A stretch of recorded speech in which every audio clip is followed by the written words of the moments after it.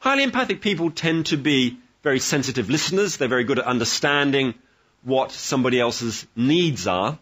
There tend to be also people who, in conversations, share part of their own lives, make conversations two-way dialogues, make themselves vulnerable. Worth thinking about as well is to think about political conversations. It won't stop until we talk. This is the motto of a grassroots peace-building organization in Israel and the Palestinian territories called the Parents Circle. What it does is bring together Palestinian and Israeli families who share something very special. These families have all lost members of their own families in the conflict.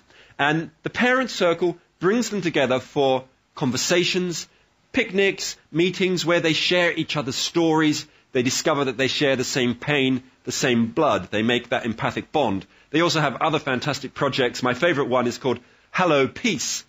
It's a free phone telephone line.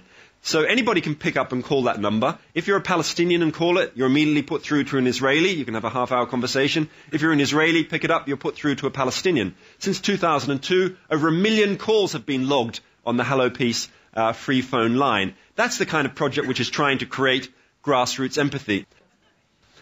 Now, we normally think of empathy as something that happens between individuals, but I also believe it can be a collective force. It can happen on a mass scale.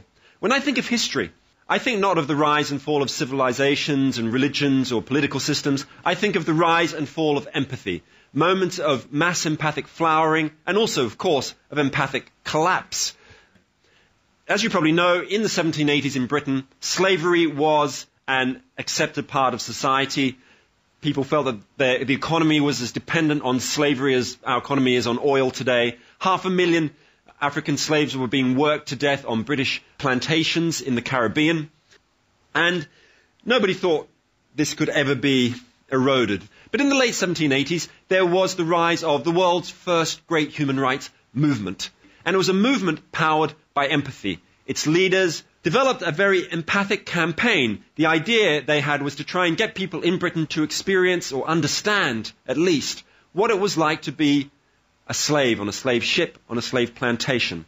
They published oral stories of former slaves talking about what it was like to be sort of whipped until they were lying on the ground.